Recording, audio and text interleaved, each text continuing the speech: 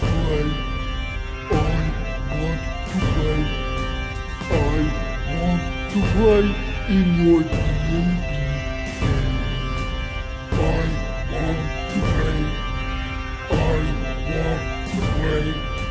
I want to play in your D&D game.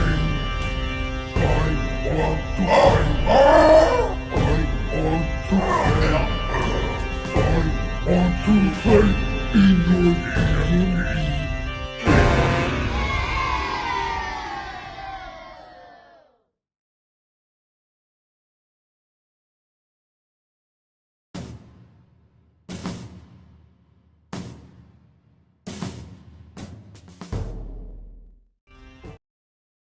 Nice camera action. Hooray! We're still here. Absolutely. Paulton, aka Nate Sharp, cannot join us this evening. He's got a thing he has to deal with, but he assures us he'll be back next week. In the meantime, Simon will be covering for him and watching the Waffle Cruise back. So, Little Simon. little Simon. Tonight's episode is dedicated to Vince the Rhino, and you don't know who Vince the Rhino is? Go online, check him out. He was a great white rhino. And I also like to welcome tonight Joe Hills. Thank you, Hello. Joe. Yes, our special guest star for tonight. He'll be playing a certain role, which will be obvious as we get into the session. So without further ado, a quick recap for those who may have missed next week or for those of you who are new. After escaping Barovia, the Waffle crew rescued a dwarf named Zog Splintershard from marauding orcs. And Zog, grateful, claimed that he had an important message that had to be delivered to King Harnoth of Citadel Adbar. The heroes offered to escort him to the dwarven stronghold across a great wilderness expanse called the Silver Marches. Unfortunately, Zog was killed during that journey by a hill giantess, and the Waffle crew were forced to bury him and continue on their journey without him. But they took his stilts. They gained an audience with King Harnoth in Citadel Adbar, and it was during that audience last week when several of King Harnoth's honor guard revealed themselves to be traitors and attacked. This led to a melee in the Dwarven King's court, at the end of which the doors to the audience chamber were literally beaten open by hundreds of King Harnoth's subjects, and these dwarves swarmed into the hall en masse and helped the Waffle crew beat the treacherous bodyguards into submission. And where we left off, Diath and Evelyn, you're very close to the king's throne. You basically kind of created a wall to protect him against the encroaching traitorous guards. And Strix, you had basically thrown yourself down onto the dais near your owlbear after various spells that you cast seemed to have little effect. And Paulton right now is just sort of dragging Simon out of the mass of dwarves after the puppet was kind of thrown and tossed hither and thither in the melee. And I don't have any of my weapons. Right, No, yes, you have no weapons because you left them in your quarters. Diaz gave me a dagger, but Yeah. as yes. far as Evelyn's concerned, she still doesn't have any of her weapons. Right, yes. Oh, okay. They are all back in Urgrey Hall where she left them. Yeah. Yes, Because it's so safe here. right. What could go wrong, Holly? What could go wrong? So far, this. Ah!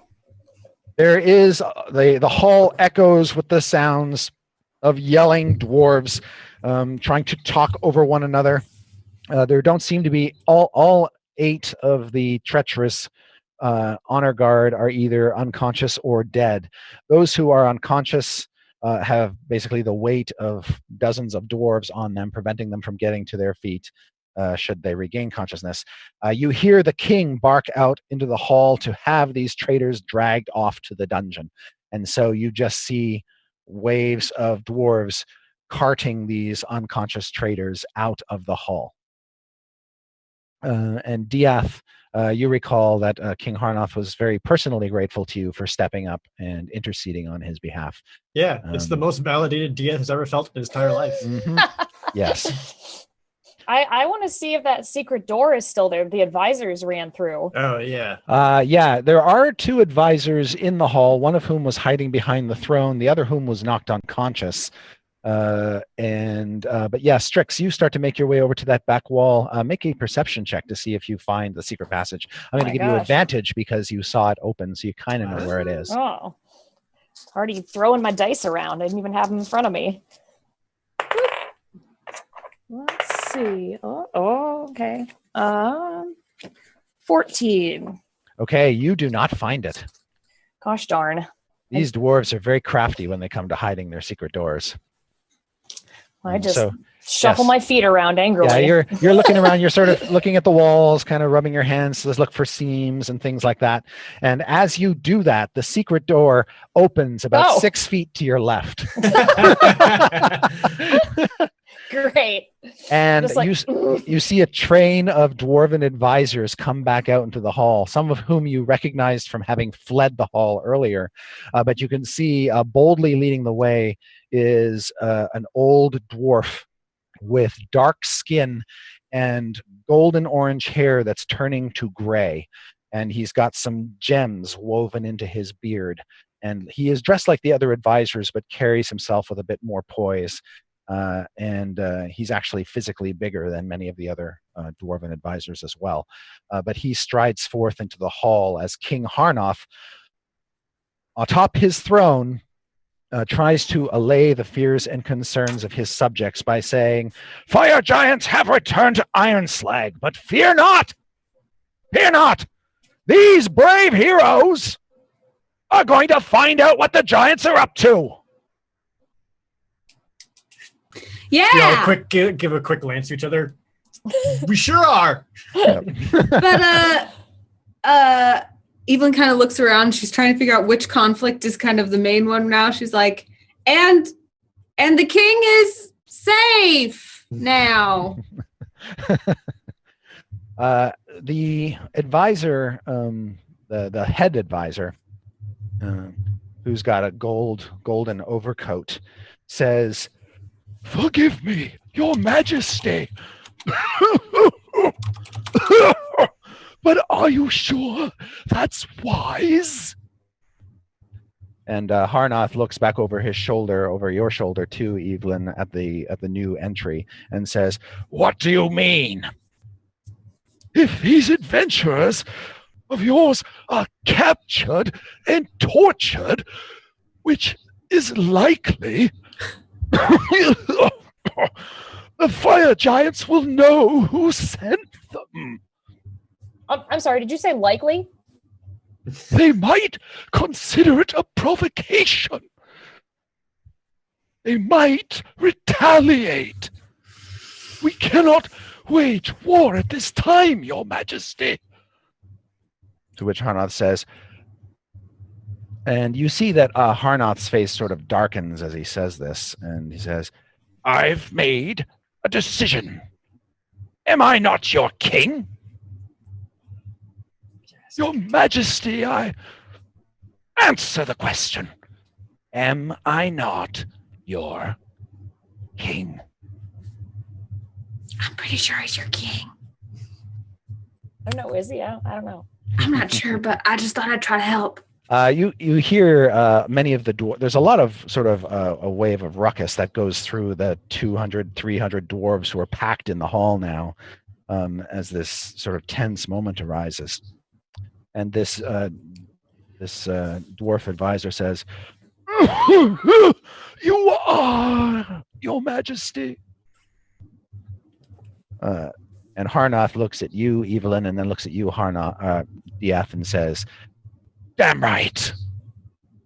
Now, get these adventurers whatever they need.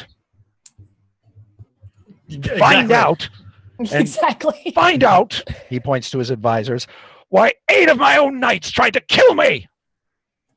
Yeah, That seems would be top of important. mind for me too. Yeah. Right.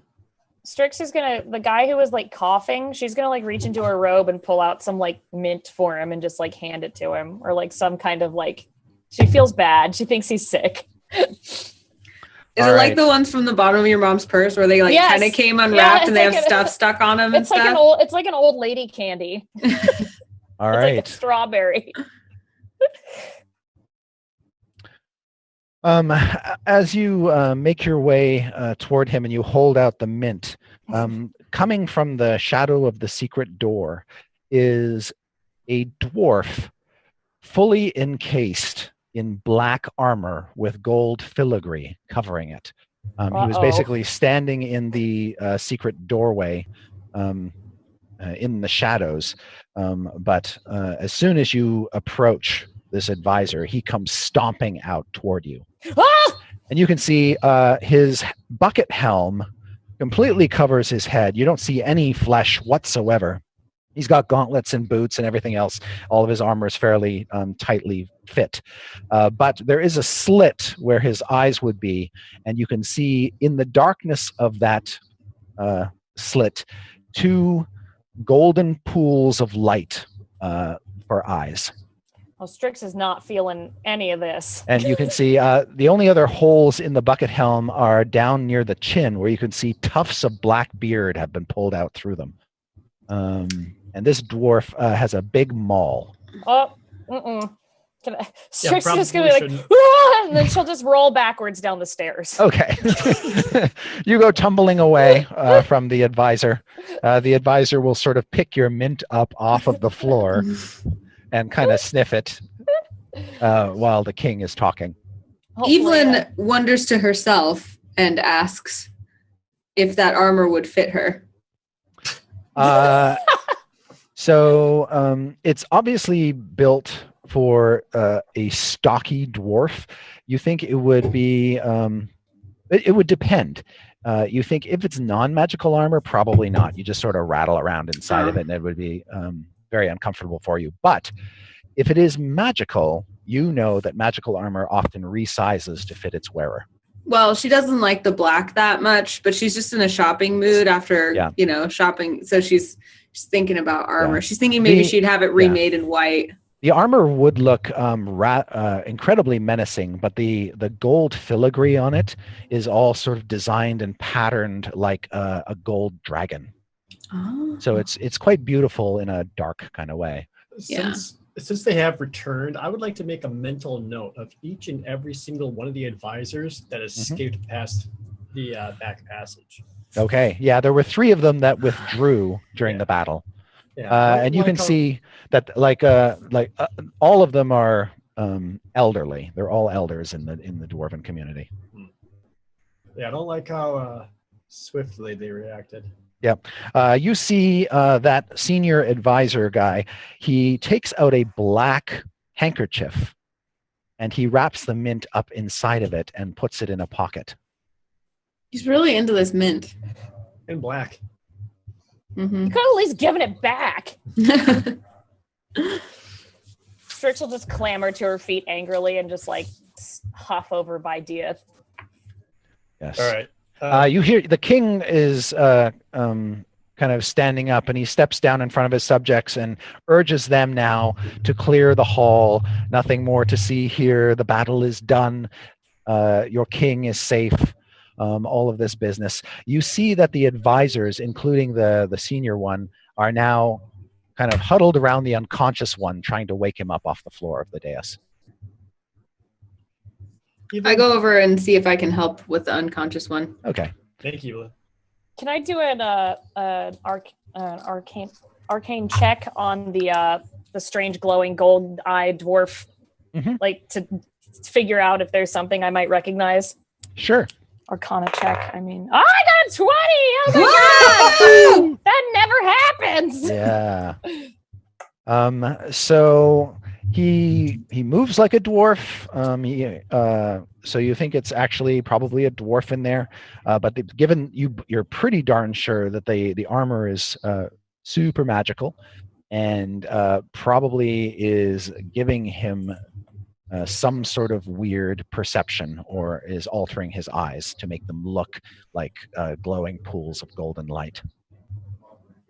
Cool. I will relay that to the party and say that he's got some cash, I guess. Yeah, and it's very clear by the way he is standing that he is the personal bodyguard to that senior advisor. Got it. Yeah. I will also relay that to DF, who seems to be paying more attention than me because I'm just trying to give people weird things out of my robes. Yeah, the senior advisor, while the other advisors are trying to wake their friend, and Evelyn is sort of nudging in there to help as well, he's actually not taking his eyes off the king. That one advisor? Yeah. Further mental note on that whole situation. Okay. And Do we know his name or anything of import? that has not been spoken yet. Okay. Can I do like the lean over to the king and be like, who's that? Sure. Yeah, absolutely. When you do, he says back to you very quietly, Azon Bronzefire. His clan is Adbar's most influential. They're master forgers Mhm. and smiths. His bodyguard is Crack Dragonspore. Like I have a badass name when I'm born. Yeah.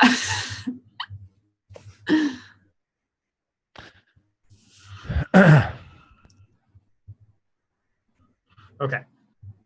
Am I able to help this unconscious person without? You can make a medicine check. Yeah. All right.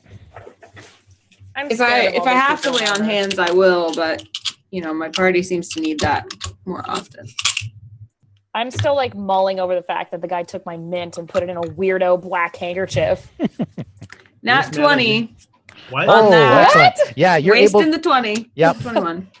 You're able to very gently revive him. In fact, The light of the Lathander shine upon you. Yep. And his eyes flutter open, and he smiles at you with a mouthful of gold teeth. Oh, how beautiful. Everyone's rich. At this rate, I'm gonna get a natural 20 whenever I do an animal handling check. Yep. Yeah. And so yes, he's awake, and his fellow advisors will help him to his feet. He doesn't have much memory about how he fell or anything like that, and they sort of usher him away through the open secret door. Azon Bronzefire, the senior advisor, will basically say to you, Evelyn, Your assistance here is most appreciated. It is quite likely our king would be dead were it not for your intervention. Intervention! Intervention! You should eat that mint, dude. and you can see it's clear, Evelyn, that you believe this isn't just old age. He's got some sort of medical condition, like he's been inhaling smoke all his life. And he says, You are welcome to stay in our hall as guests of the Bronzefire clan. Every time that he stops, like where he's like, you're welcome to stay, like every time he stops, Evelyn kind of starts to deeply curtsy, but then like stops and then like but stops. And finally, once he's done, she like deeply curtsies and she says, I am but a servant of our Lord of the Morning, Lathander, who has shined down upon us and allowed us to protect your king. And we are... Yeah, but we accept. We accept what? What are we accepting? the hospitality of Clan Bronzefire. Oh, yeah. Thank you. Yes. Hospitality is much appreciated. We are all but passersby waiting on the hospitality of Lathander in this world. Yes. Azon as you're going on, he just sort of looks over your shoulder and says to the remaining honor guards, Take the king to his quarters where he'll be safe. and then he looks back at you and as you're sort of bowed before him, and he puts a ring-covered dwarf hand on your head, Evelyn. I He says- kind of go like, Yeah.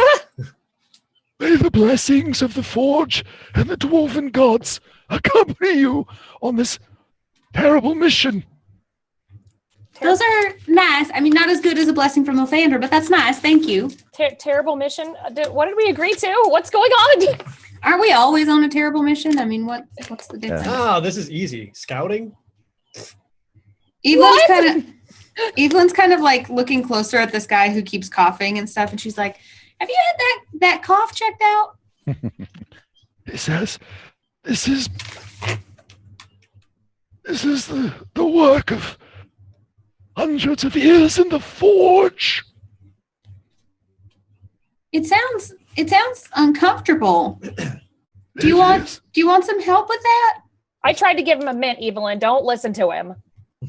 Magical healing doesn't seem to work. I'm so sorry. Evelyn kind of like leans out of the way of his cough. Yep. I can actually smell his breath. Yes. Kind of smells like soot. Yeah, she had kind of been like rubbing her hands together, gearing up a little bit of magic for him, but then he said magical healing doesn't help, and she's like, Right. Yeah. Cut to Bronzefire Hall, where you guys are all having dinner around an obsidian table that's polished to a glittery luster. And you can see all through Bronzefire Hall, in many ways similar to Urgrey Hall. It's got these large, vast chambers with wide connecting halls and tall doors, much taller than dwarves need. But the height of the ceiling is really designed to keep the smoke out of their view. And you can see Bronzefire Hall has all of these fireplaces burning through it, and you can actually hear the whooshing sounds of the forge from somewhere nearby. There are also iron grills in the wall, Strix that you've come to know as ventilation systems. These ones are sort of covered with soot and stained. But the hall itself is quite beautiful. These crystal chandeliers above the obsidian table light the room dimly, and Bronzefire sits at one end of the table, and the rest of you nearby. There are also several members of his family who try to stay silent. His bodyguard, Crack, stands behind him. He says, Did Zog not tell you anything? Only that he had a message to deliver, but we weren't so nosy to pry into the message. Ah, fools they are! The splinter shards! Yeah, the dude died twice. And he got sat on, which was real sad.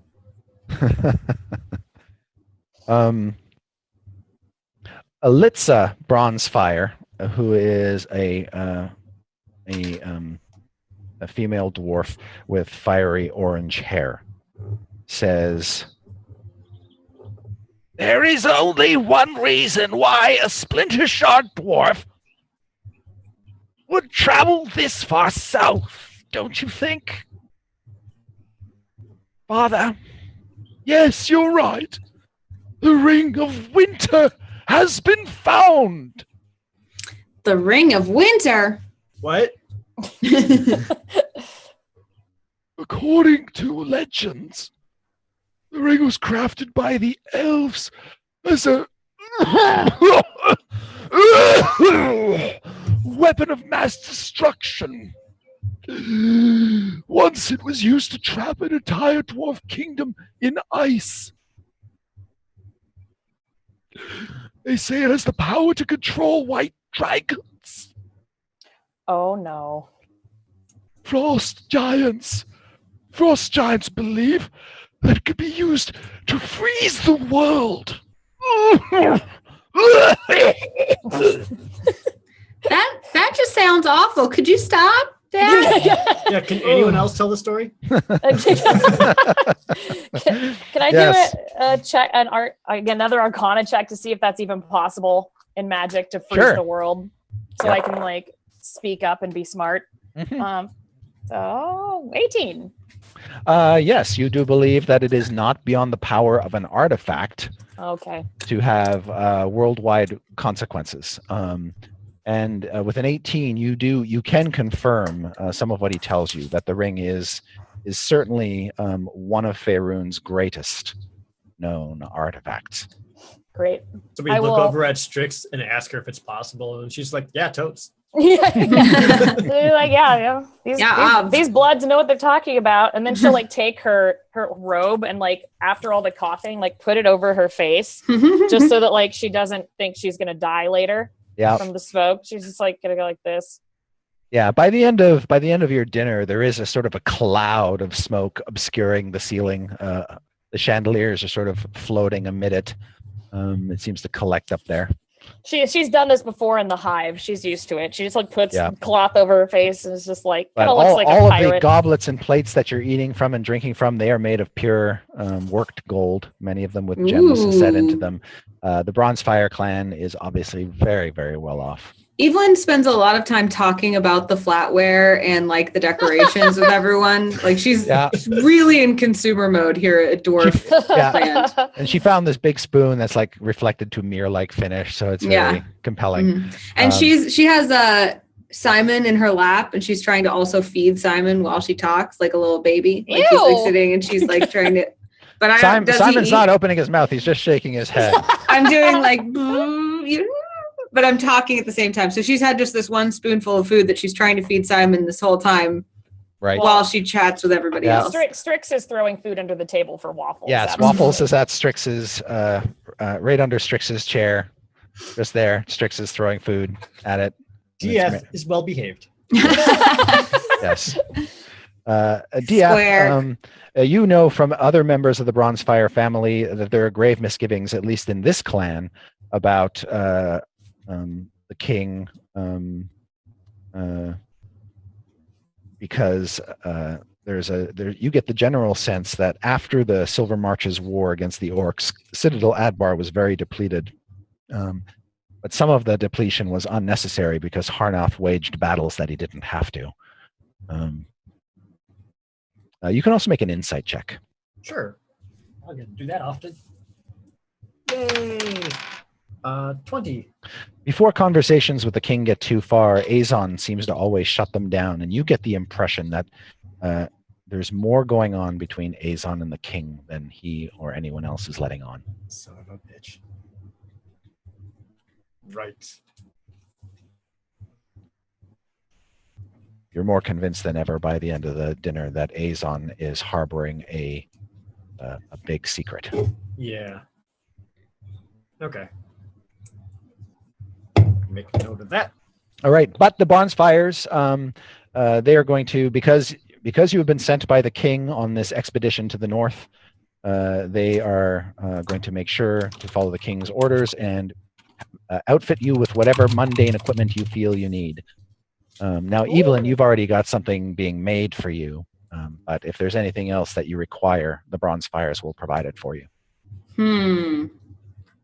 Anything at all? Mundane materials, yes. That is within, stuff that they can get from the Citadel.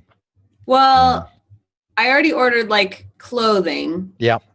But she kind of looks at her leather bracers and she's like, "You guys do seem to work real well in gold. I mean, if you just happen to have, some gold bracers or even some like inlay to put on these bracers, I mean, I just think that'd look real nice with the other clothing I have on order." While she's doing that, Strix will walk up with a long scroll of all these like weird, really unfortunate ingredients. Like I would like some privy water and and like if you can find it, some hair from maybe a dead cat. Do you have cats here? She's got like this whole list of really gross stuff.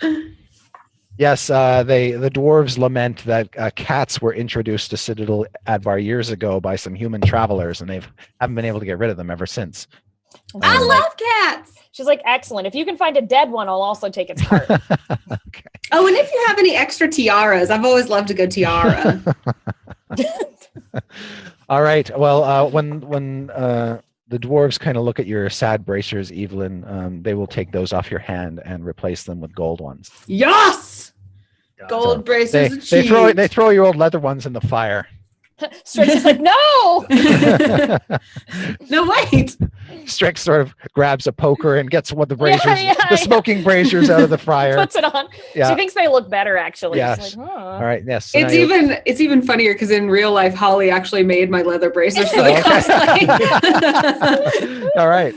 All right. So you're wearing Evelyn's charred leather bracers on your wrists now. They look pretty cool. She'll like Yeah. scratch off whatever Lathander bits are on there and just like lick them. Yeah. Yeah.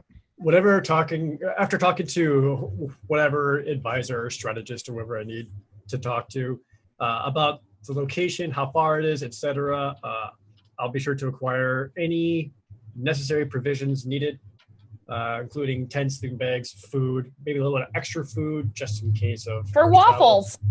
Yes. Any extra meats for waffles, of course. Yep. Grappling hook, rope. Yep. A lot of the usual adventuring gear that I would carry. All right. And do you want this packed up in something particularly, like a backpack or something? Yeah, something that can just be carried amongst the party between sacks or backpacks rather than a cart or wagon of sorts, because that's going to be unreasonable. Okay. So whatever personal items that we can carry on our person. They can also make a harness for your baby owlbear. And one for Simon too. Oh God. And one for Simon too. Yeah. I'll get their help making a harness for baby owlbear. And if Strix could ask, she wants a big warm cloak that's black, like Okay. just preferably like matches her robes, because she's not vain, but she definitely wants to have like something that looks in the same vein as her other clothes. Got it. Okay. Black cloak Not- it is. Doesn't want anything white, like that. She just doesn't want any of that, like, Lathander stuff. Yeah. The I bronze also fires gave my don't, throwing dagger don't back do from white. Evelyn. Yeah. Oh, and warm boots, so she doesn't have to wear sandals because that was a bad time. Yeah, clothing, etc. Right. Yes. While you are meeting and dealing with business, a couple of the lesser advisors to the king show up, and they take Azong aside. How far away are they? About 20 feet. Okay. Can I hear them? You'd have to get closer. Can I cloud over? Okay. I would like to. I will do that. Mhm. At the middle of dinner, Strix just poof, disappears. Where'd she go? Always suspicious, never good at hiding it. Yeah, she just sort of like slides under the table like this, and when she's underneath the table, she turns into like smoke. Yeah. Don't worry, she'll come out eventually. She just Waffles needs is a break. "Meow." Mhm. Yeah, if I can, I'll try to find an excuse to kind of head in that direction and pretend like I'm dealing with something or like getting more food or putting Or them looking up- for your All dumb right. friend who just went under the table. Yeah. Yeah, make a But- stealth check, both of you. But yeah, Oh God, I'm so bad at this. Here we go. Oh, Ooh, I got a 9. 30. Oh my Oh god. Jesus! Okay, well, the dwarves stop talking in dwarvish, and they look at the cloud drifting around their feet, and Diath is standing conspicuously about 10 feet away with a platter in his hand, pretending not to be paying any attention whatsoever. He's like filling up, he's filling up a punch bowl, Yeah. I'll just hover and go into one of the vents like I was just someone's All right. really gross fart. All right, you disappear into the vents. Azon will turn to you, Diath, and say, It appears the king wants us to make sure that you know to get help in your journey. There is a frost giant who lives in the foothills north of Citadel Adbar. His name is Harshnag. He is to serve as your guide, but you'll have to convince him to lead you there. Now, I am not well versed in giants. Are frost giants something to be trusted? you know that frost giants are evil.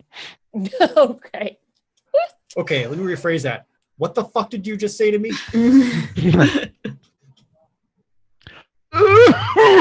Okay. And then, one of the other advisors will chirp in and say, Harshnag? Harshnag's not your normal giant. Right. He's Frost. Yeah, but he's not your normal frost giant either. Okay. And how do you know him and how can we trust him? He helped the dwarves during the Silver Marches War. He sided with us against his kin. Says, and now he freely lives here. We gave him an old tower. He uses it as a lair. Right. Okay. And this is the king's idea? Yes, it is the king's command.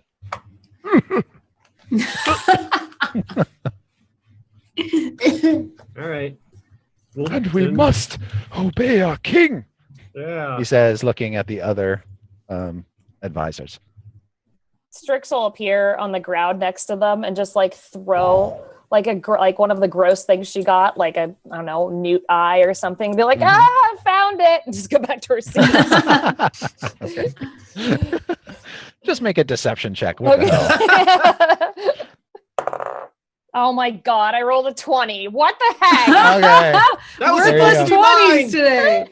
All right. How can I roll 2 20s? I'm gonna die. That's it. That's it for All right. me. Yes, they seem completely convinced by your words. When you come back, Strix, I've also pulled Waffles into my lap, and I'm sitting there with Simon and Waffles, like singing a song and trying to get Paulton to join in, who's probably sitting there too drunk to function. And I'm just like la la la la la la. Strix just looks at you with rage. I'm going to send you off. Once we get all of your gear, I'll give you an escort to Harshnag's tower. And he looks at his armor-clad bodyguard. Crack will escort you. Great. Appreciate it. Is it possible to set out tomorrow after we, Of rested up a course. little bit after, bravely saving your king? We need to just, take a breather. And they nod and they make sure that you have comfortable quarters for the rest of the day and into tomorrow. Yeah, with full-size beds. Full-size beds. For like humans. Oh well, yeah. That None they're of this dwarf bed with an ottoman put at the end of it. Strix is like, I didn't notice I was sleeping on the floor.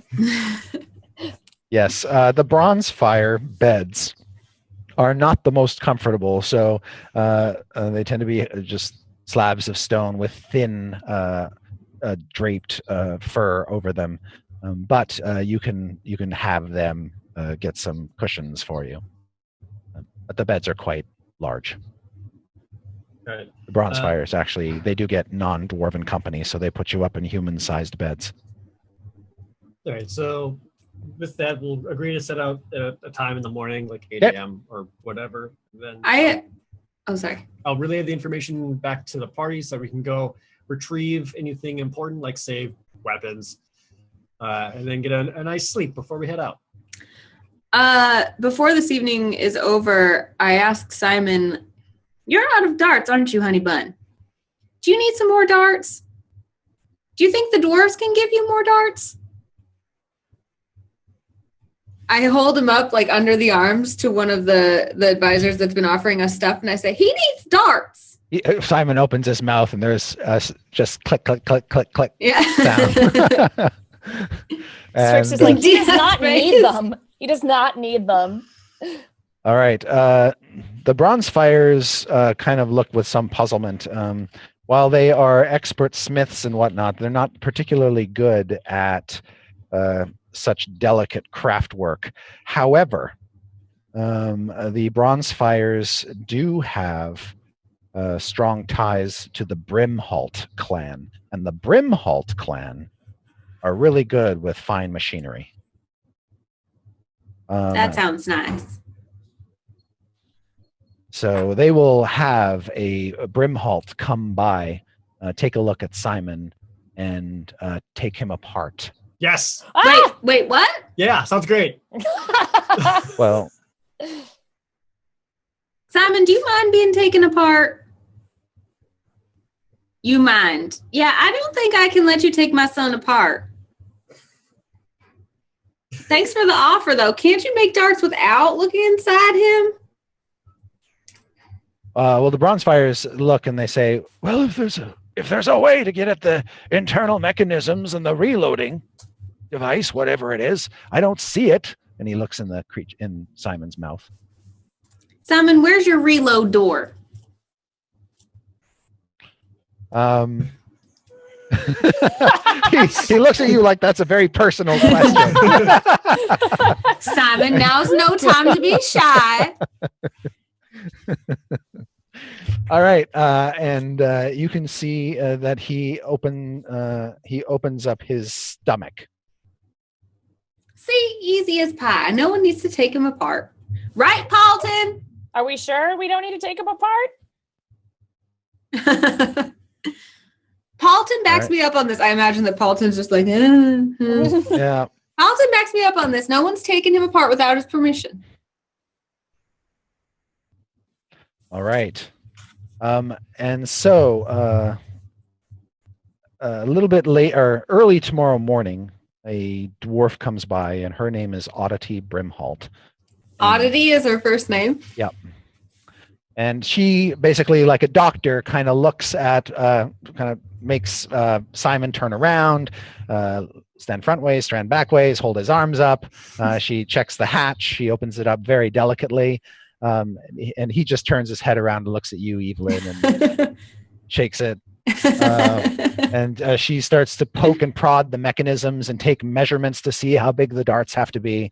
You probably were able to recover one of the darts from actually there were no darts in the yes, he used a couple darts in the throne hall. You could probably have those fetched and give them to her so that she can see how these things can be made. Or the dart that's still in my neck. Or that, yes. You probably still have Strix's dart, so we'll use that. She takes measurements of that dart. She weighs it, and then she disappears. See, that wasn't so bad, Simon. So I give him a pat. Yep. Now, before she actually leaves, Oddity will note that there's a discoloration on the end of the dart. It seems like there was some sort of poison or something.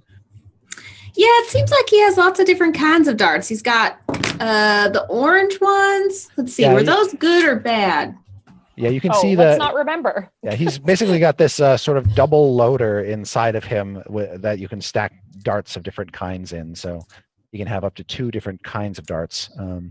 And there's an empty, there is actually poison reservoirs in his torso that haven't been depleted yet. You know, we should have some non-lethal options. I think that like a sleeping dart would be awesome. What about Well, a you've seen friendship evidence dart? that you've actually seen evidence that one of the toxins is a sleeping toxin. So that's what he used on the owlbear, Hootie. right? And on Strix. Yeah. The other one seems to be a more lethal poison. I don't know if we really need the lethal one so much. I mean, Yep. I don't know about that. The next day, Evelyn, you're going to have to go off and collect your garb. Yeah. And you had asked for some specialty items as well.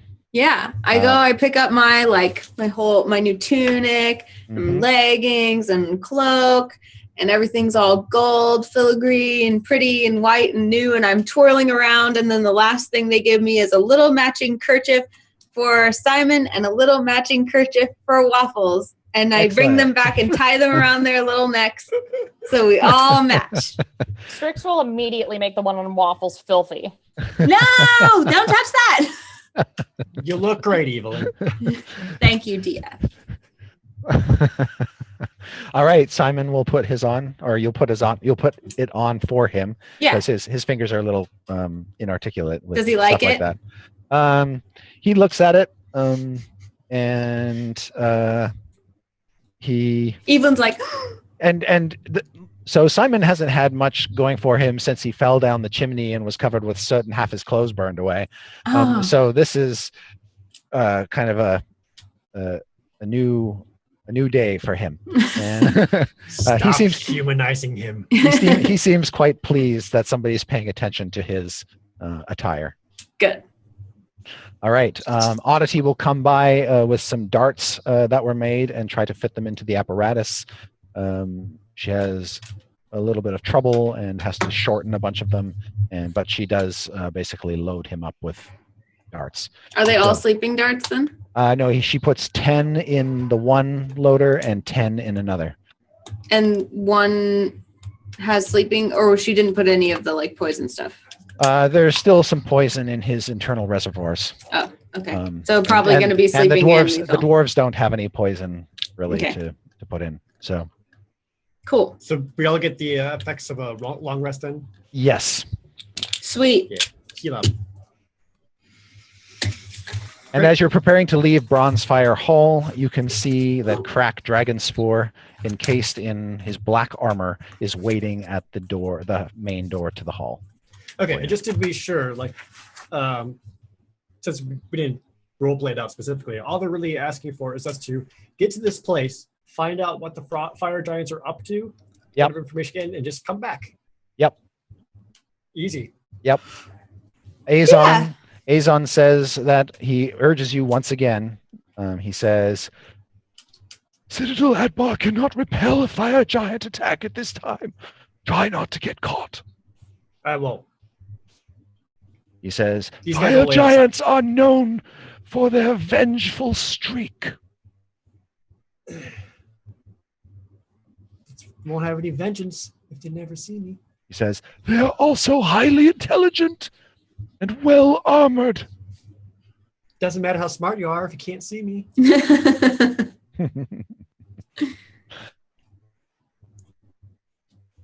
and with that, Crack leads you out of Bronzefire Hall through the halls and foundries of Citadel Adbar, down toward the marketplace and through a long tunnel that passes under the mountains toward the north.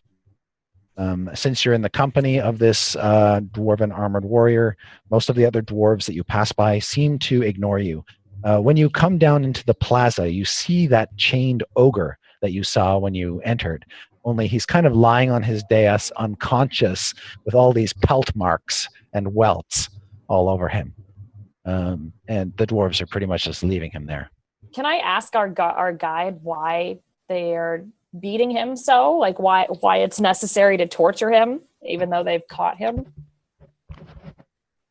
And Crack will look at him and say, "He is evil.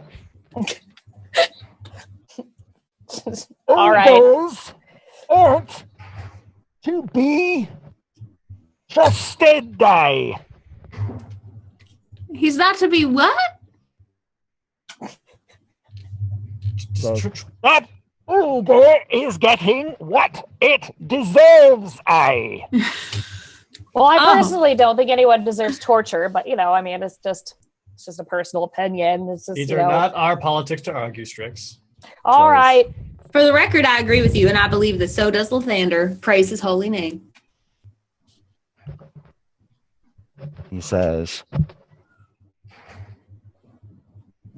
Do you want it for something?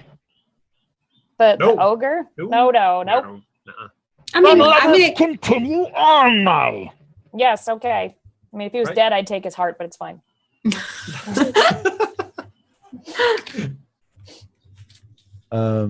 and as you make your way forth, there are whispers and people talking about you as you walk past. Obviously, you've gained a great deal of respect among the dwarves here. And Crack says, The king has asked one of the clans to make medals for you upon your return, Medals. Yes, medals. I mean, like medals to wear around her neck, or specific forges that we can. Medals. And he has asked another clan to make a statues of you to place outside the hall. What? No one needs that. It's really. Statues. It's This really- is dumb. We don't need. That's wholly unnecessary. I We think don't that's need real something nice, like and thank you very much. You're welcome. After marching through long tunnel for almost what you assume to be about 10 miles, you break out of the northern, or rather the tunnel emerges, ends at a gate. Basically, you think it's like some sort of escape hatch for the dwarves if ever they come under attack. And the gate is raised before you, and once again, the winter cold greets you as you step outside on the northern sides of the mountain. And you can see foothills all around you, and there's blowing snow. So much blowing snow and ice cold wind that you can't see terribly far. I still have my fur that I got from that orc, the white fur. That's right, yes. But I had it cleaned while we were here. Okay, great. So now you can actually see the white. Yes. That's nice. Mhm. Okay. Everything is super clean, white, and gold now. Yeah. It's totally reset. Yeah, so Evelyn, you're pristine as you head out into the winter. Strix will sneakily put like one little spot of like dirt on the back of her cloak so she can't see it. Ah! Evelyn, you feel the weight of a speck of dirt. What have you done? She's like, "Where's me?" I'll point at Simon. Like, Simon, no dirty touches on my cloak. All right. Simon just looks confused.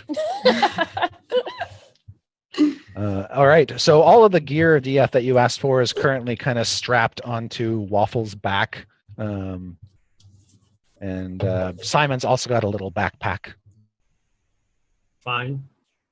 Paulton says that he had a few optional extras installed in Simon's backpack. what is it? Just like a camelback full of wine? Like he just like pulls a straw from the back of him. Thanks, buddy. Yeah, there's like a little cask strapped to Simon's He's just back waddling along, slosh, with, slosh, with a slosh, little slosh, slosh. spigot. Yeah, Yeah, great. exactly. He's just a walking flask now. Exactly. I would expect nothing less. Right. If there wasn't already poison in the interior reservoirs, Paulton would have put wine in there as well. Snag's tower is further down the mountainside. All right. And this heavy-footed dwarf encased in armor begins to wobble and lumber down the mountainside All right. with his big maul over his shoulder. I like your mall. It's nice and big. Thank you. Could carefully trudge behind him. Walking All right. down mountains is hard. Yeah. Yes. In fact, I'm just going to have you guys all make one dexterity acrobatics check. Oh, got it. Strix is just gonna Misty step down that mountain. She's Bam, not. bam, Yeah, she's not bam, even gonna try. She's not even gonna Well, try. 14. Yeah, you're probably going to run out of Misty steps before you get down the mountain. All right. So did anybody roll less than a 10? No. No. I'll roll for Simon. I'll roll for Paul. I did it just to be safe, and I didn't. Hooray! All right. So I won't Um, Misty step into a pit. The only one who has trouble is Paulton. At one point down the mountainside, he sort of slips, falls, and skids ahead of you, and he sort of disappears. He sort of goes "What?" off a ledge and vanishes from your sight. Rad. I fly after him. Whee! I think he's just having fun. Yeah, you see, he's he after going off that little lip, he fell about 10 feet into snow, and is having trouble extricating himself. In like powder, like a Yes. good idea. Sledding is so fun. Let's do it again. No. You say. All right.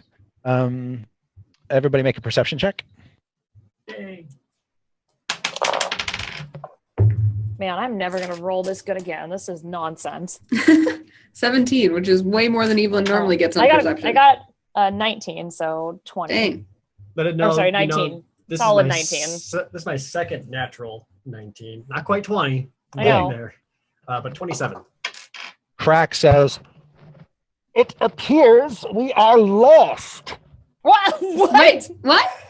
and Aren't you but supposed to then- be our guide? Yeah, exactly. But as he sort of looks around in the blowing snow for some signs of where he is, all of you can see the silhouette of an ice-covered tower perched on basically a mountain spur. Did we find our way again? Is that You mean that? Right day. it? Cool. Glad you're our That's guide. where I.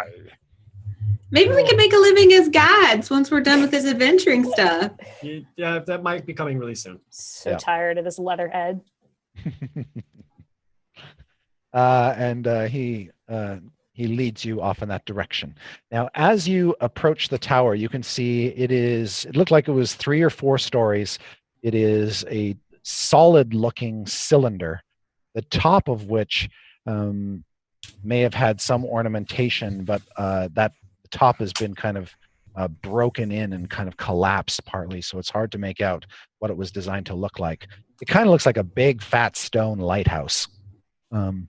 And you can see the entrance, which faces you, looks like it has been enlarged, like bricks have been pounded out of the wall to kind of create this jagged triangular opening that's at least 2.5 stories tall. So it's got a big gash in the side of it, or so it seems. The outside stone of the tower is encased in thick ice. So the whole thing is basically in an icy sheath. And as you approach it, you notice that there is a creature circling high overhead, circling the tower, and it appears to be a giant hawk. Cool. Okay. There are worse things.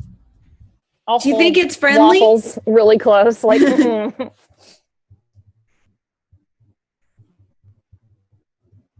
And It's like, when have giant hawks ever been friendly, Evelyn?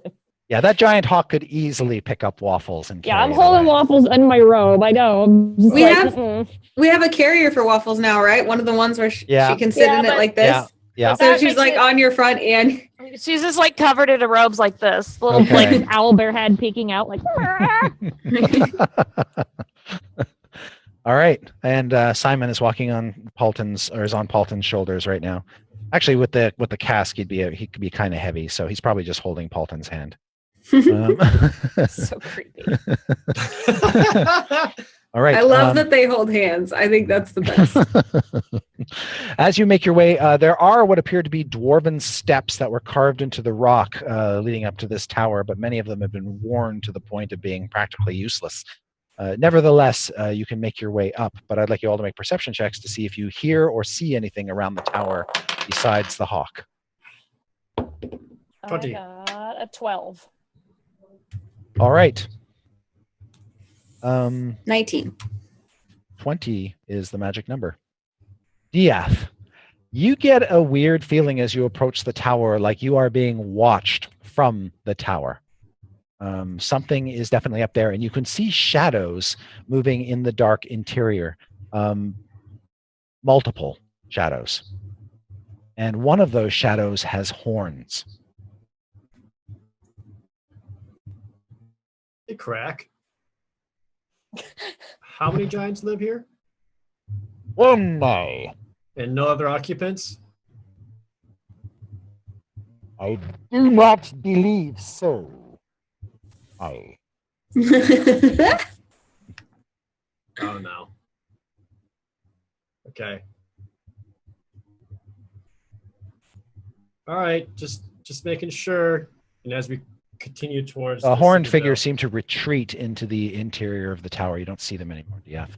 They were Ice obviously giants- watching near the entrance. And Ice giants don't have horns, right? Frost giants. Frost giant, sorry. It is not atypical of them to wear horned helms. But with your role, you're able to discern that frost giants, tend to be well over 20 feet tall, closer to 25, really. Right. These creatures were probably about 8, 9 feet tall. Hmm. We need to do a leave. Yeah, either something else is going on in there or Harshnag's in trouble. So I'll kind of get a hand onto like the hilt of my short sword as we continue the approach. And now I'm just on high alert. Yeah, Crack is actually probably Crack is actually pretty slow. He only moves 25 feet because he's so heavily encased in armor. He was trying to keep ahead of the group when he was guiding, but since you guys found the tower and he didn't, he's now kind of allowed himself to fall toward the back. But he says, Is everything okay? No. I don't believe we're alone. Neither is Harshnag. We're being watched by something. okay. Maybe it's a surprise party. It's definitely not a surprise party, Evelyn. It could be. They're making us a statue. Oh my god. Harshnag, make a stealth check with advantage. Okay. 12 and 11. Do I add anything to that? I'm guessing subtract my dexterity. Your dexterity would be. Yeah, so that's 11. Okay. Diath, Strix, and Evelyn, you can see hunkered down, not too far away from you, about 20 feet away from you. You thought it was part of the mountain, but now it looks like a frost giant. I spy with my little eyes. And you can see he's both watching you and watching the tower. Now, this frost giant, he's crouched down, so it's hard to gauge his height, but you think he's probably about 25 feet tall.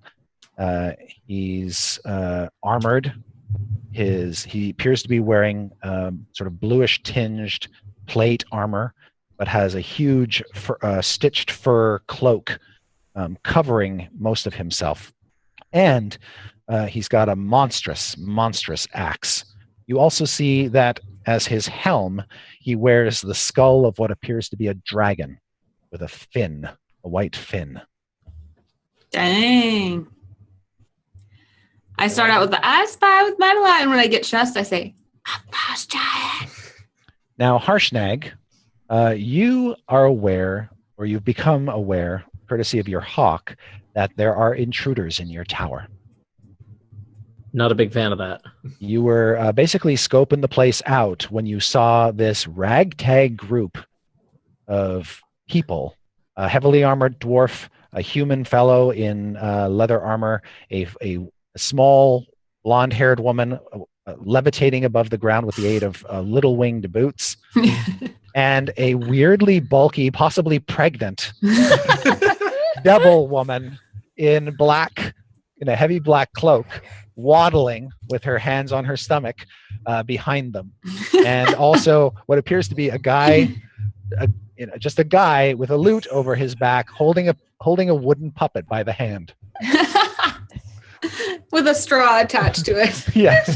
Here comes a trail of mistakes. If I'm aware that they see me, can I subtly raise Suddenly a they fist as though to signal stop, sure, and then kind of point at the tower, Yep. All right. Interpret that as you will, Waffle Crew. I think he wants us to help him take down whatever's in the tower. Or he wants to crush us in his fist. So I'll make sure we all stop and then confirm with Crack that this is Harshnag. I believe it is, though. Thank you. Also, keep it down. He's trying to yell over the wind. All right. Take off your helmet. Do I recognize the shadows or the figures? Is my hawk relaying information about that? So through the open, now the the roof is open to the sky, and your hawk has been spying, but it is not, other than it has not communicated any information to you as yet. Well, Strix thinks that the giant is going to crush her, so she just like hunkers down into the snow. Okay. Okay. Is there a back door to the tower? There is only the one entrance and the opening in the top. So the back door could be the opening in the top. How about I go talk to the giant and see what he wants?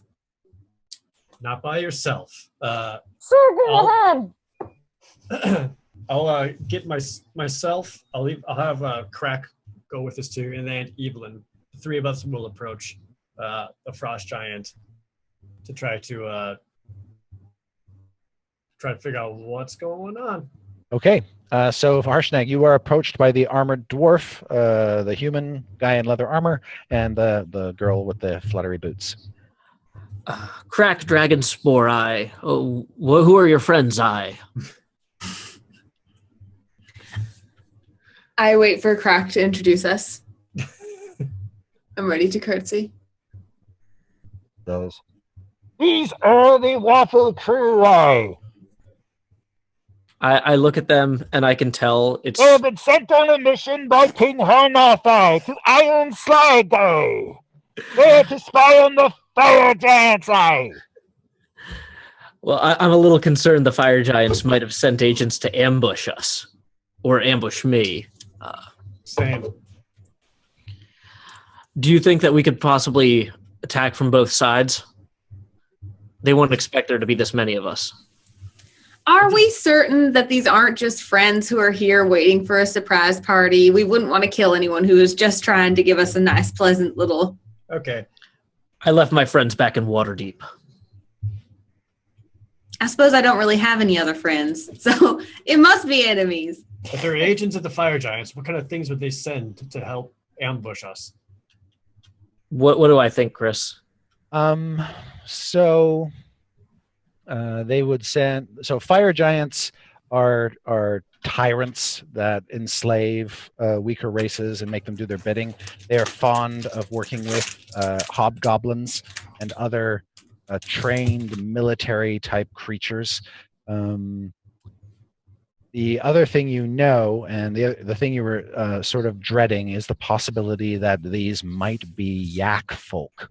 You know that the old Fire Giant Forge of Iron Slag is under Mount Hammerhast, and there is a yak folk village up in that mountain. Okay.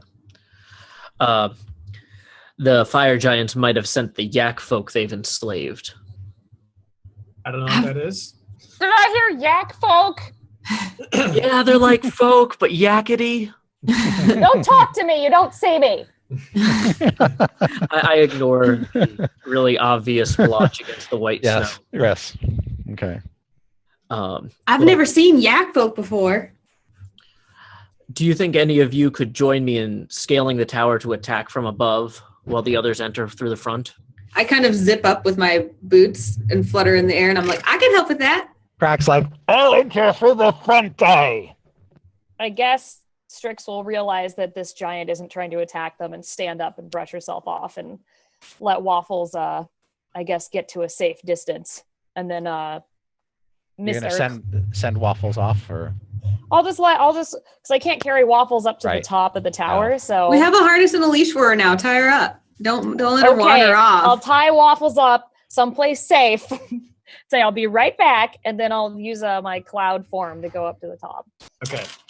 Yeah, if there's creatures inside, we can do a two-formed attack. Harshnag, Evelyn, and Strix, you go up onto there and attack from up above. Myself, Crack, and Paulton from down here will lead the ground assault. Paul's like, no, I'll wait back here. Wait No, by probably Waffles. better. Paulton, wait by Waffles. Keep Waffles safe. Okay, he'll do Yes, that. make sure nothing else is coming. Be on, Or whatever. Be on lookout. Just Okay, don't pass out. I'll guard the Waffles. Okay, just don't pass out. Just simple. Was that him drinking from Yes. Simon? Yes. Oh, God. All right, you three enter in first, and after you get their attention, myself and Crack will attack after. All right. So you're gaseous. Evelyn's flying. Harshnag.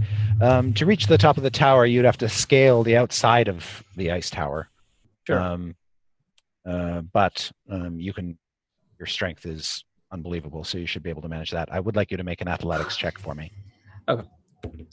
12 plus 6, I think, so 18. Okay. All right. So you sort of dig your boots into the ice of the tower and begin to climb your way up its side. Evelyn and Strix, you're going to get to the top of the tower first. When you look down within, you can see that somebody has basically broken away all of the intermediary floors inside the tower, creating what is essentially a big, giant, hollow cylinder. The insides of the cylinder are coated with frost, and you can see trophies suspended on the walls, and they look like dead. They look like the decapitated heads of ogres and hill giants, and you actually see what appear to be piles of dead goblins strung on ropes like garland. What a As nice we're kind of- place. As we're kind of flying up next to each other and he's climbing and we're flying, I'm like, Yeah. what better way to make friends with someone than going right into battle with them as soon as we meet them? We've heard such great things about you. We heard that you're really, really nice and interesting decor. I think it's a little gruesome. What do you, and then as soon as you got to stop climbing, I'm like, And Strix, you notice on the floor of the tower is a large glowing symbol that you think might be some sort of teleportation circle or summoning circle. Uh-oh. ooh. And it glows with an orange light. You can see there's kind of frost covering parts of it, but the light shines through. Now, is that his or is it not his? You think, based on its design, that it was probably part of the tower to begin with. Okay. But And I the- don't know if it's being used by any hostiles right now. No, and the flashing runes are actually dwarvish, so that signifies to you that it was built along with the tower by the dwarves. Right. All right. And it does provide dim illumination on the interior, which is why I need Evelyn and Strix and Harshnag, eventually, to make a perception check. I rolled a 1. Oh, no. We're back to normal. Yay, Back to welcome normal. back to Waffle Crew. 19. Okay. I got a 19 plus 1, so 20. Excellent. Evelyn and Harshnag, as you look down through the opening, you can see figures in the shadows, and they are indeed the sort of horned yak humanoid creatures, but quite hulking, large, and shaggy, and they are wearing armor. And right now they have their long bows drawn. So let's everybody roll initiative. All right. Oh Oh, dang. I'm on a roll today. 20 initiative. no. Excellent. 11. Do I subtract 11. my dex from that? Yep. I'm not used to playing as a. Yep. Okay. Yeah, 10. 10. Ha! 11. All right. I got Strix. an 8. Okay. All right. Do I know anything about yak folk? Nope. Never seen them before, right? Nope. But he told us that they were like convinced to work with the bad guys, basically.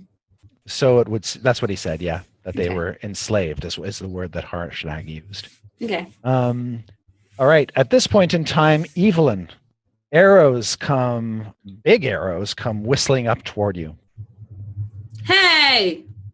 But one of them flies way off the mark.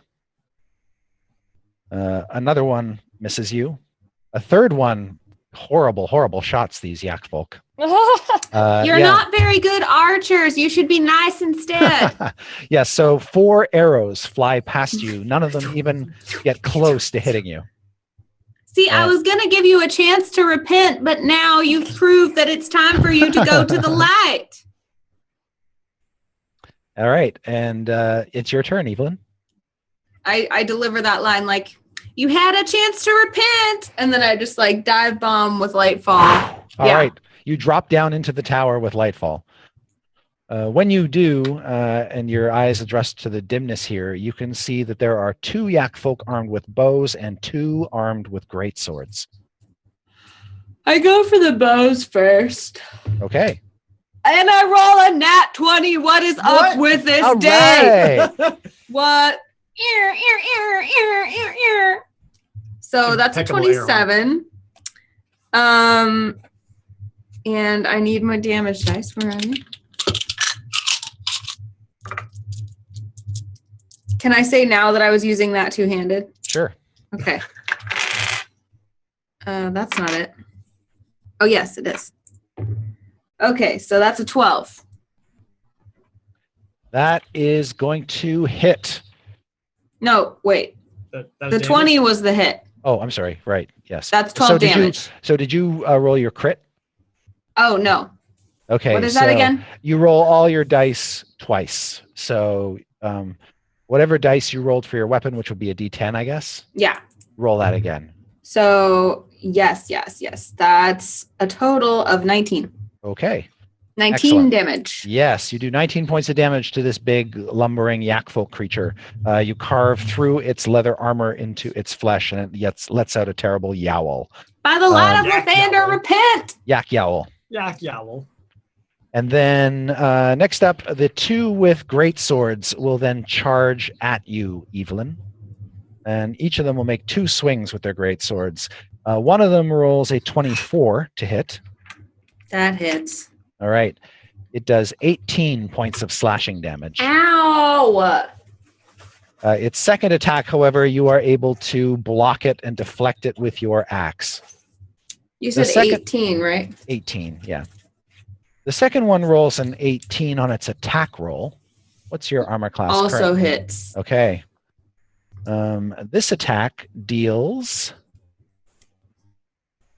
20 points of slashing damage. Ow! And its last attack, you also deflect that with Lightfall. So two swings got in under your guard and cut you up pretty bad. So you hear Yeah. Evelyn getting whacked inside the tower by herself. And at that point in time, Diath. Oh, You I are- forgot my second attack. Oh, yes, please do. Yeah, please do something. That was a lot. This one is a 19 to hit. Yep. And I do 10 points of damage Outstanding. Okay. on the same yak. Got it. Okay. He is not bloodied yet. Ugh. And Diath, you're standing outside the entrance to the tower with Uh-huh. crack one pace behind you. Okay, so from the entrance, what can I see? So After Evelyn is because Evelyn has sort of drawn the enemies around her, when you look through the entrance, you saw charging out of the shadows at Evelyn 2 yak folk with gleaming great swords. The other 2 you can't see as clearly, the ones with the bows, because they're still clinging to the shadows. Okay, I can't see the bow ones. Not clearly, no. All right, They would have cover against you. all right. And how far away are they from me? That's really up to you. If you got as close to the entrance as like being just outside of it, you would be about 20 feet away from them. Yeah, I'm trying to like peek ahead and. Okay, because the tower is about 40 feet in diameter. Okay.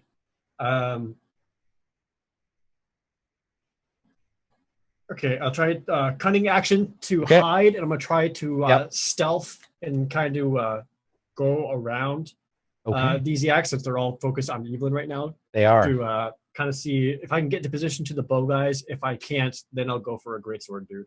Okay. You can certainly get into position of one of the bow guys, particularly the one that Evelyn has injured now. Perfect. I want that one. But make a hide check to see if you can Sure. stay hidden. 17. That is going to do. Excellent. Okay, and then I'll sneak up onto him, short sword drawn. Yep. And as he has no idea what's going on, just a big old blade and what can I only assume is important yak bits. Hmm. So ha.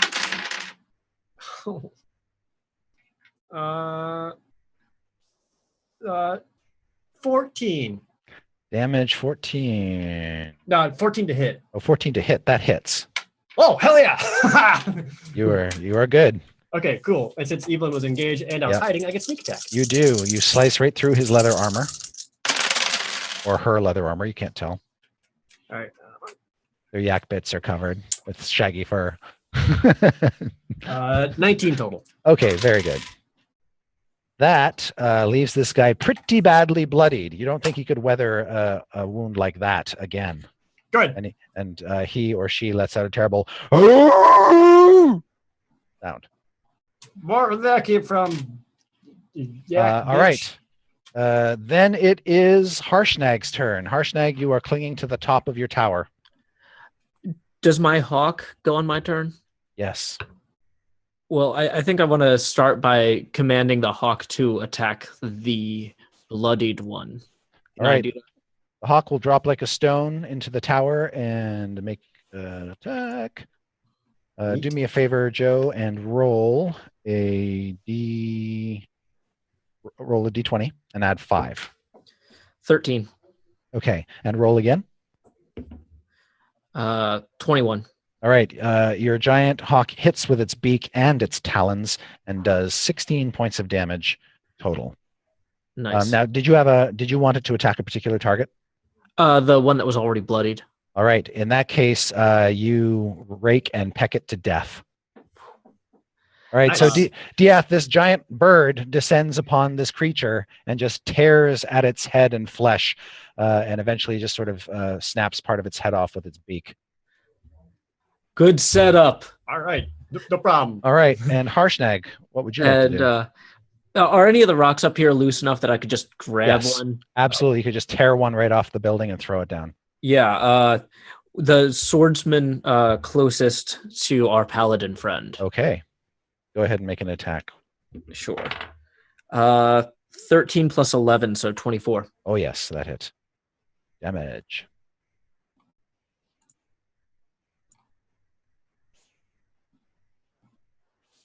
You're muted, Joe. Can't hear you, Joe. Yeah, you got Oh, sorry. I was going to say, so then 40-10 for that? Oh, dang. So bad. 7, 11. Is that including your strength bonus? Oh, no. 17. I guess it pays to be All a right. giant. Yeah. All right, a big rock comes falling down from on high and strikes one of the big yak folk, dealing some credible damage to it. And that's it for the giant. Strix, Guy, you're in gaseous form up above. I'm going to try and find a place to find a purchase for my feetsies and just kind of get on the edge. Okay. And careful spell fireball. What? Okay. I know. Wow. Yes. Didn't think that was going to happen. A fireball balloons all around Evelyn and Dia. Flames dance all around you, but do not touch you Ha and engulf the entire bottom of the tower. Take that. You All right. mean old Saving yak throws people. for the three of them.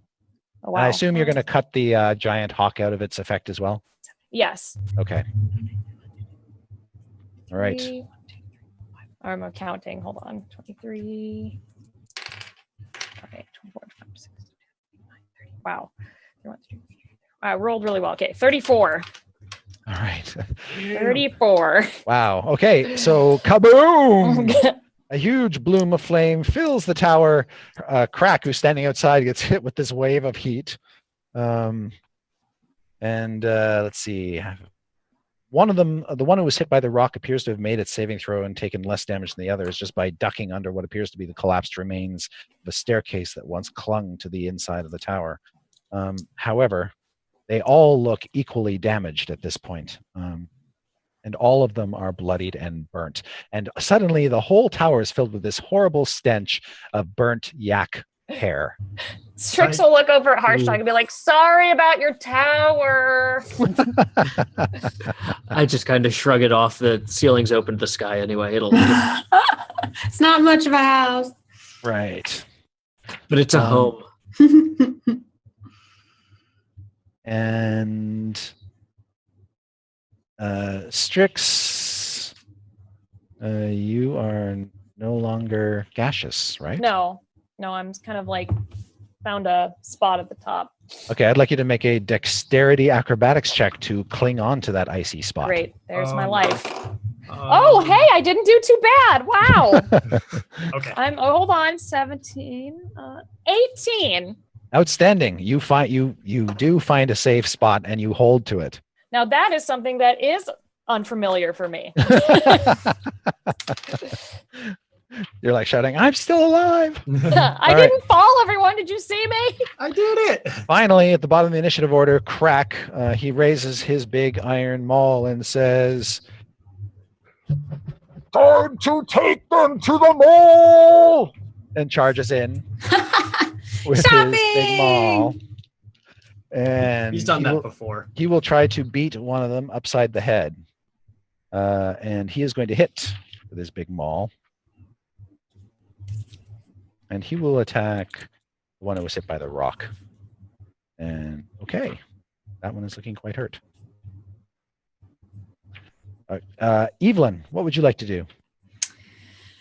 I want to kind of like zip up out of reach again. You're going to disengage? Well, Because you'll provoke if you just try to fly out. so the tower, what would you say the like radius of the tower is? The radius of the inside is about 20 feet, which makes it about 40 feet in diameter. Okay. And Dieth and I are standing right next to each other, right? Correct, yes. And the rest of the yaks, how are they positioned around us? There are 3 yaks total because one of them died. The 2 sword ones are right near you.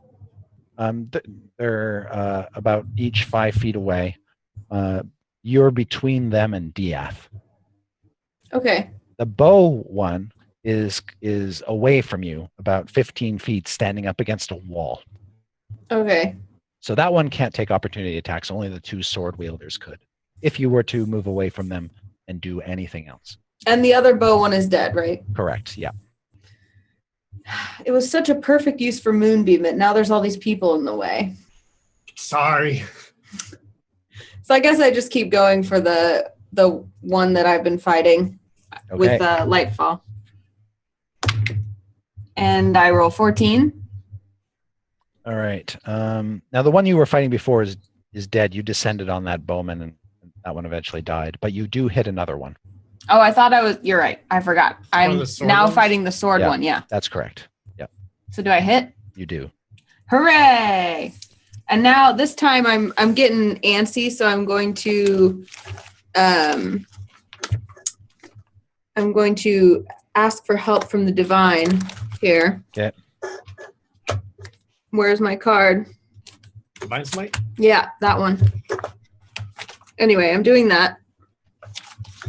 Where is it? Lathander hit it. Did I see? Like, I can't find it anywhere.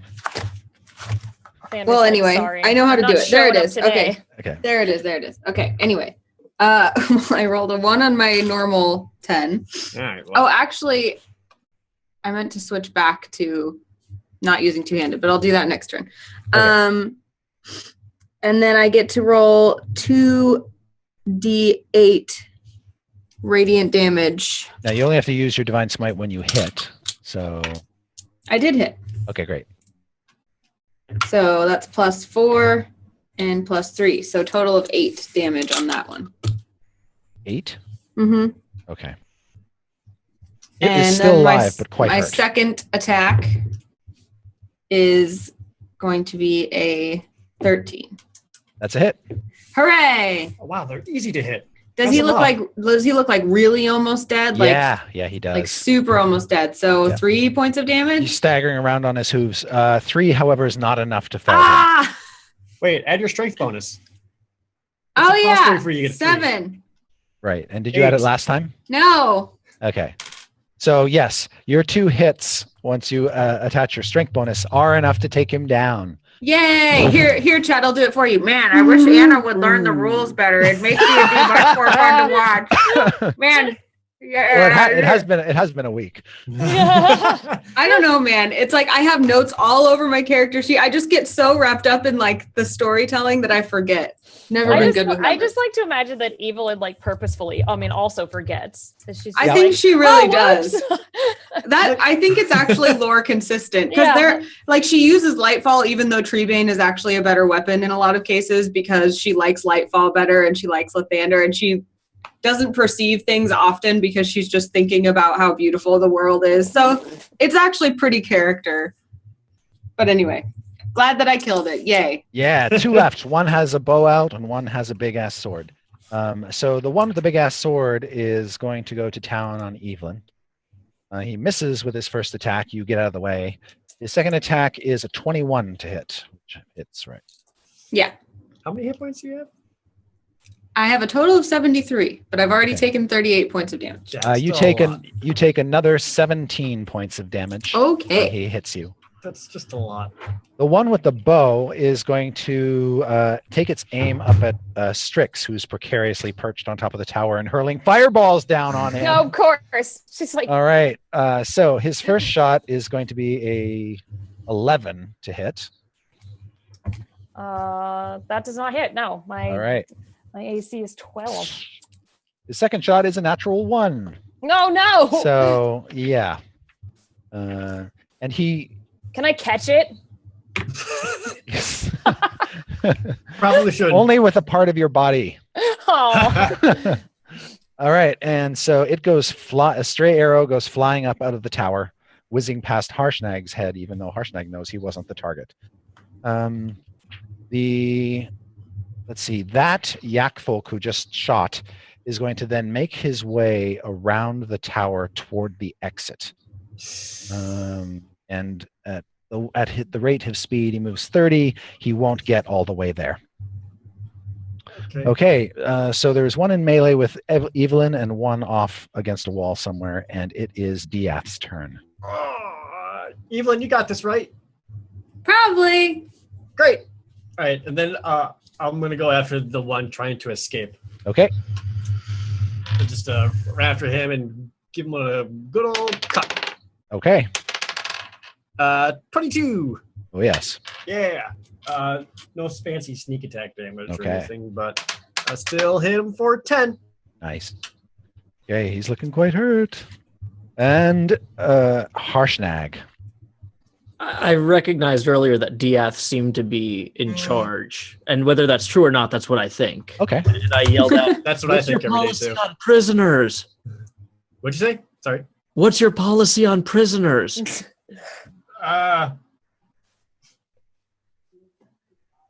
Information is good. I don't like to keep them. Can I pick up a rock and throw it to block the front door? So to block the gash in the front door, you'd probably have to sort of push a section of wall in. Not Ooh. just one rock, but basically push in part of the tower. Could I like slide down the tower and get and block the Yes. front door? That you could do. I'm going to have you make an athletics check to jump, just to make sure you can land on your feet. Is that dexterity or strength? It's strength. Okay.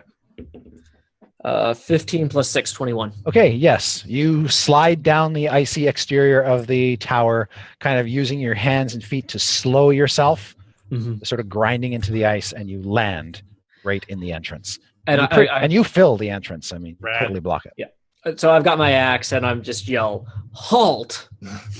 All right. The yak folk does, his eyes kind of bug out of his head a little bit when he sees you plop down in front of him. And then can I order my hawk to like help Strix, like if she falls off or anything? Like If you want your hawk just to be watching to make sure she doesn't fall, yeah, I can do that. Oh, Strix is going to think that hawk is going to eat her immediately. She's not going to help at all. The hawk is eyeballing you, Strix. She's just like staring at it like, Yeah. "Ah." Excellent. And it's your turn. All right. She does not like that hawk at all, but she's just going to let it, I guess, circle her. So, Okay. oh well, snack time. Mhm. So Evelyn is probably pretty hurt. She can probably see that, right? Evelyn's taking some damage, but I don't think she's below half. So. Okay. How many Yeah, I men am. are left? Oh, you are? Okay. I guess she is pretty hurt then. All right. She's got blood all over her pristine new clothing. That makes Strix a little happy, but And not just So- her own blood either, but yak blood. whatever yak men are left, I'm gonna do a firebolt. So I Okay. switched out one of my spells for firebolt. So I'm just gonna go whichever yak men is hurt And firebolt. The most hurt one is the one making its way toward the exit. But Oh, Evelyn's Harshnag is there, so I'm not worried yes. about that one. Okay, so Evelyn's is the other one. Okay, cool. I will just do that one. So Okay, make an attack roll. I got 13. Hit. Yay. All right, so that was a bad one. Well, whatever. Oh, great. I did 3 points of damage. Wow. Are you rolling 2 dice for your Yeah, fireball? it's 2d10. Yeah. Okay. 3, huh? Wow. Okay. Yeah, and I got 3. Okay. Yes, you hit it on one of its hooves. Got him. Great. Yeah. Can it at least be on fire? Like the Yeah. hoof? Yes, That just makes it spell worse. Yeah, Like, exactly. oh no, I'm like, Okay. sorry. Crack will wander over and plow that one with his maul. He will hit it, and he he badly hurts it. So Evelyn, yours is looking very hurt now, and it is your turn. Finish it. I did now switch back to shield and Okay, great. one-handed. But I Yes. take a swing at him with that one hand emphatically and get a 25. Yup. Your first And- attack hits. I hit him for 8 damage. Okay, he yet lives. And I hit him again. Ha! Yeah. Ha! Ha! And You that ruined your is clothes. Chop, chop, chop. 18. Yep. And he takes 9 points of damage. He dead. All right. And stay down! Yes, you mash that yak folk down face first onto the teleportation circle floor, and he just lets out a long exhale as blood flows out from underneath the corpse. And so that leaves one yak folk, the one who is being intimidated by Harshnag. Let's see. That yak folk confronted by capture.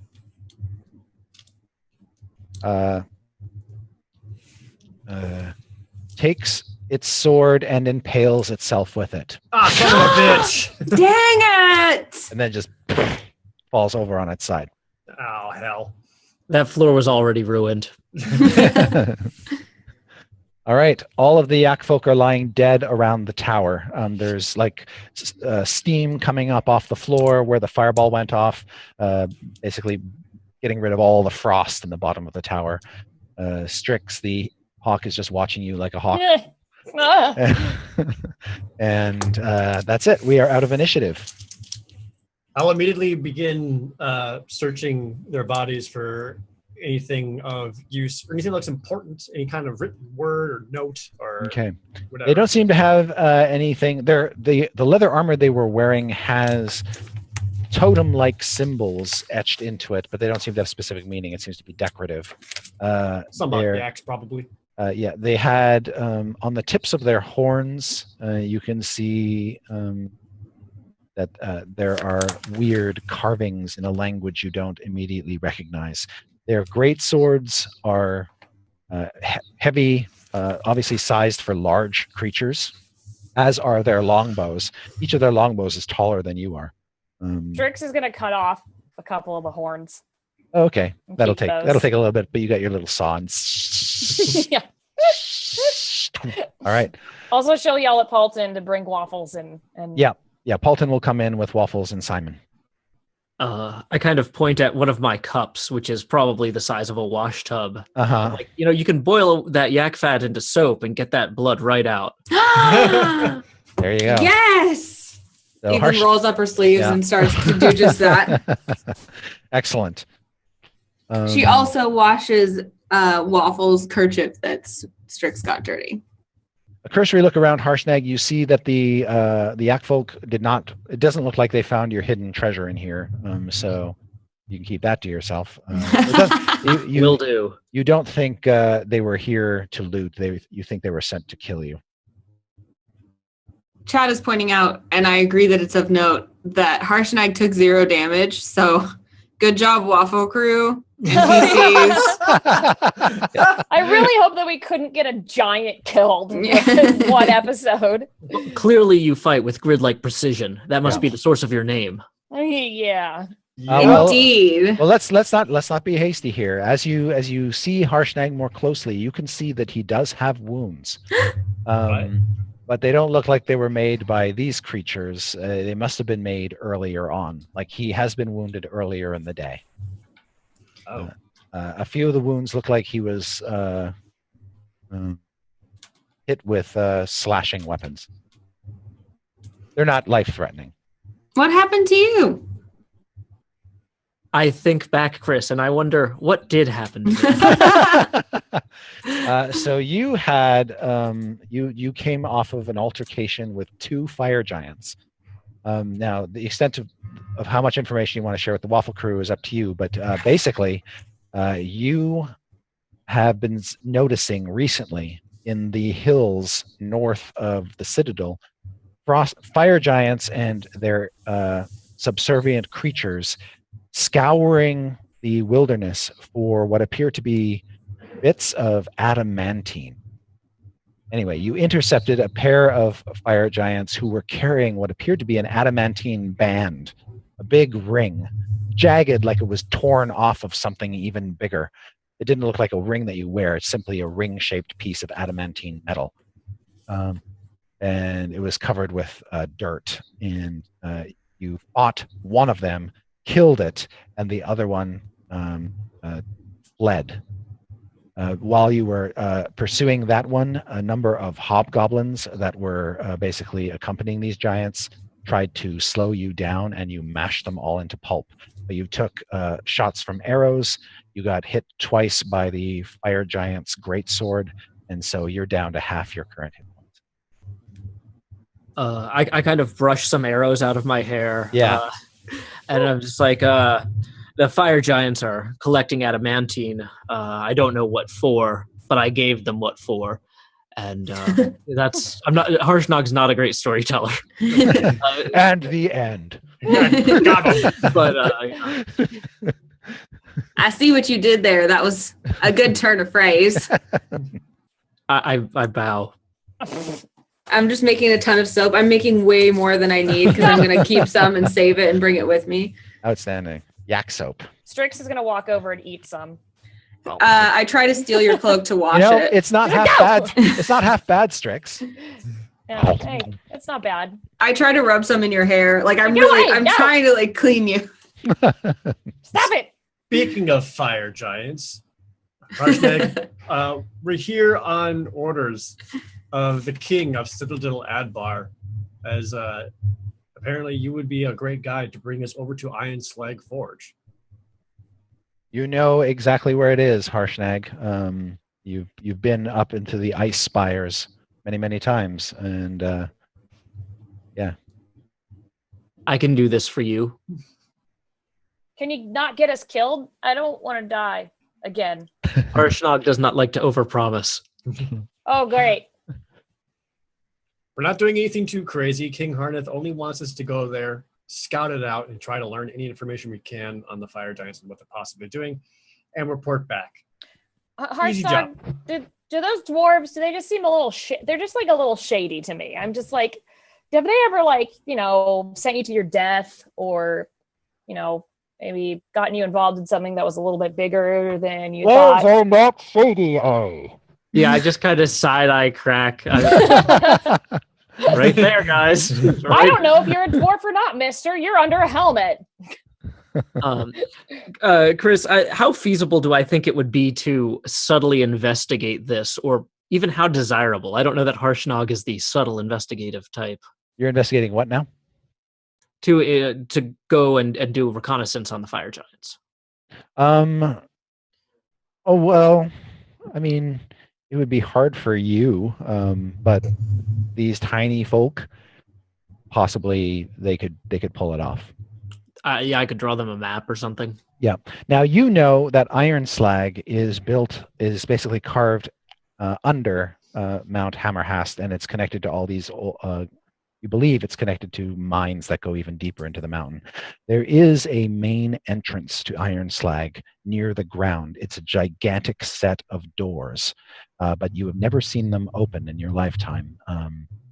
And while they stand closed, the only other way into Iron Slag is from above, about quite a ways up the mountainside. There is an entrance, and the dwarves or dwarf slaves basically carved a staircase into the mountain leading up to that other entrance. It was mostly used, you believe, by fire giant slaves. Well, there's 2 entrances I know of. One of them's in the middle of a village, and it would be hard for me to sneak through a village.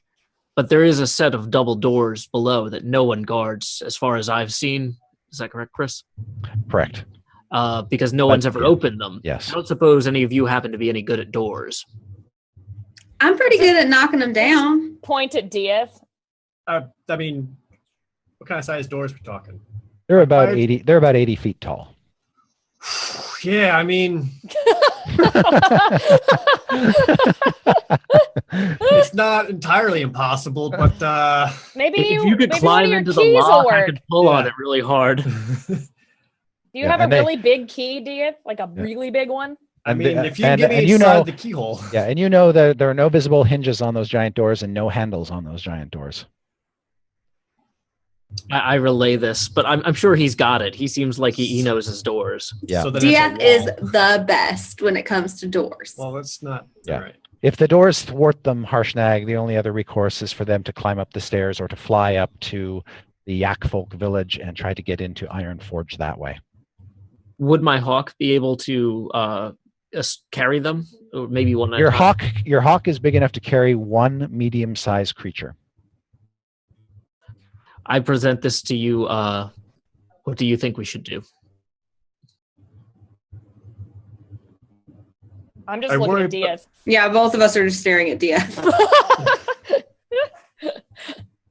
Which, by the way, chat has been engaged in a debate today over whether DF is or is not the leader of the Waffle Crew. I would say yes, I don't know. responsibility wise. I feel like the Waffle Crew also debates every day. He might be the moral compass. I don't know. It's He's certainly the responsible adult. The front door seemed to have the least resistance on the outside. Those shoes were in. I have no idea what could be on the other side and cause problems. The Yak Village, on the other hand, has lots of resistance on the outside, but probably less on the inside. Granted, I could fireball the Yak Village. Let's not do that. She's like, eh. Harshnag, we don't need you to scout it with us. We only need to know safely travel there. And I'm sure we could figure out a way back after that. I can escort you. Excellent. Go ahead, Chris. I know you're ready. And my Molo. Oh, great. You're coming too. Huh. All right. Wasn't planning that. It seemed to be kind of a spontaneous thing from Crack. Damn it. Yeah, I'm glad he Harshnag likes just kind of us. subtly points like, "Oh, this guy every time." All right, and that's where we'll stop for tonight. Aw, Because Anna, you have another game coming up I do, in 10 yeah. minutes, so got to push things along here. So But I'm always sad to leave the Waffle Crew. yes, and the Waffle Crew will be back next week, and Nate will be back next week, and so the adventure will continue as Harshnag leads the Waffle Crew to Mount Hammerhast and the Fire Giant Forge of Iron Slag. We're gonna get right to it. So, does anybody have any announcements that they'd like to share with the community before we break off? Community. I do. Okay, I'm leaving for PAX East. as am I. Yeah. Hey. Will I see you there? I'm going to be at the Twitch booth. I'll be there Saturday and Sunday. I'll be there Saturday doing Binwin's Minions and Sunday doing Acquisitions Inc. live game. Nice. I will be there Friday, Saturday, and Sunday at the Twitch booth, and hopefully I can see Acquisitions Inc. because that was really fun last time. And we also have PJ Salton on Sunday, which is really fun. And like Chris said, I have another D&D game playing 2nd edition in which I play a tortured artist bard named Callan, Elven Bard. So if you guys want to tune in, that's in 10 minutes on twitch.tv/misclicks. I'll put the link in chat. On behalf of Nate, he's doing a tour right now, doing a bunch of live shows, which is why he's not here. He's getting ready for that. Yep. I don't know all the information, but make sure to go to his Twitter. He's posting about it all the time. He also has an album out, Nate Wants to Battle, at Twitter. Go support him and check that out. Yay. Yay. He's a talented guy. Yay. Yeah. Mhm. I bought supplies to make a baby owl bear I was hoping you were going to. because I just can't help myself. So I'll probably be streaming that at some point. Yes. I'm waiting for the taxidermy eyes to come in. So Oh my God. That's going to Yeah. make it really hard for me to just kill it off indiscriminately. So that's No.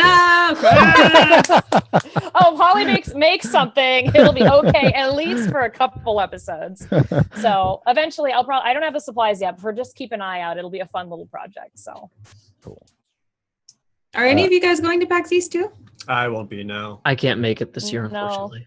Bummer. my I next con is know. C2E2, not PAX. So I wish, but it's really cold, so I'm kind of happy. Yeah. All right. Joe, do you have any announcements or anything you want to say before we? Well, if anybody's in the Tennessee area, on March 17th, I'll be at Tennessee Game Days hanging out and playing open tabletop all day from 8 to 4. So if you happen to be in the area, swing by and say hi. All right. And that's it for this week. Next week's episode is called Fortune Favors the Cold. You'll find out why. Until then, that's it for us. Have a good week and see you in 7 days.